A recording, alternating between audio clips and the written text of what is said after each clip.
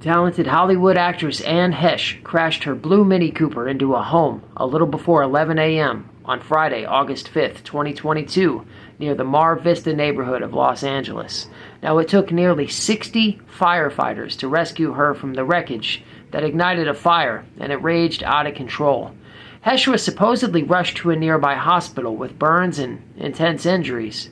An overhead news chopper captured a lot of the incident unfolding live. At one point, you can see paramedics bringing Anne Heche out of the wreckage. She's on a gurney, and she's being taken to an ambulance. However, when I watched the footage live, something struck me very odd.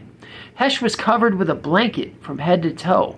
She appears to be all zipped up and covered in like a cloth bag or a body bag. Now, Heche was not pronounced dead at the scene. In fact, she didn't die until August 12th. That's the first time I've ever seen someone taken from this type of incident or accident with paramedics, and they did not leave the face or head exposed. Typically, paramedics will leave the face and head exposed so as to be able to administer CPR or to pump air into the lungs. Heche is evidently not hooked up to any oxygen.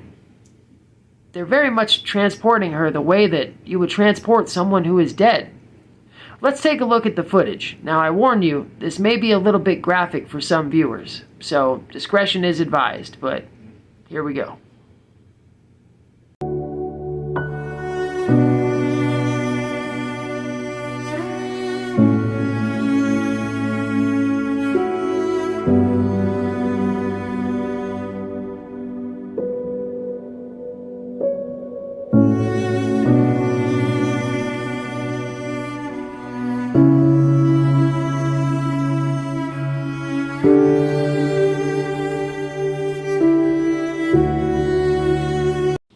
Wow, it's very sad.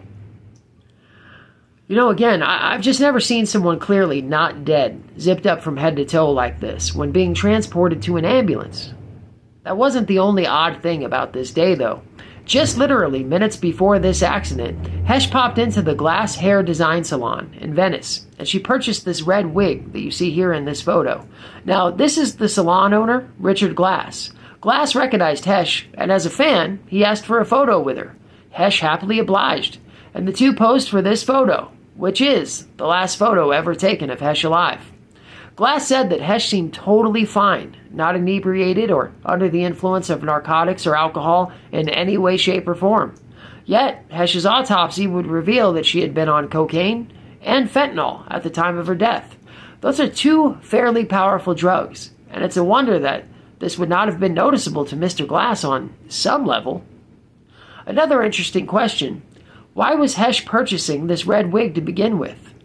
Who was she hiding from, or attempting to conceal her identity from? And this was a residential neighborhood where Heche crashed. Why was she driving so fast and recklessly? Heche was clearly traveling at a very high rate of speed. It's also come to light that Heche was involved in several other crashes just before the fatal crash that wound up taking her life. Heche first reportedly crashed into the garage of an apartment complex. Residents attempted to coax Heche out of the vehicle, but she quickly took off again. Heche then narrowly missed a pedestrian on the sidewalk. Heche's vehicle didn't appear to slow down, to swerve in any attempt to avoid hitting the woman, but thankfully, she narrowly missed. So this also begs the question, where was Heche going in such a hurry? Was someone chasing her? Heche was taken off life support on August 12th. That's just 7 days later. Her cause of death is said to be due to smoke inhalation and injuries sustained in the wreck, including blunt trauma from hitting her chest against the steering wheel. So, I mean, who knows what was actually going on with Heche? Now, some people say that her choice of film projects may have angered some hostile elite. You see, Heche made the movie Toxic Skies in 2008, and that film follows a World Health Organization doctor who uncovers the real cause of a pandemic that is wiping out the elderly and sickly is actually due to the government's own chemical trails, aka chemtrails, which is a conspiracy all of its own. I have a video on that as well if you're interested. Lately, Heche had just finished a movie that focuses on her as the mother of a young minor who is kidnapped and then trafficked into illicit sexual crimes. Interesting projects for our current times, don't you think? Again, something just seems off to me about her death. It's just a gut feeling. I don't know what it is. What do you guys think? Let me know in the comments. As always, be sure to follow Quick Note Conspiracies. We're now on YouTube, Facebook, TikTok, Instagram, and Twitter.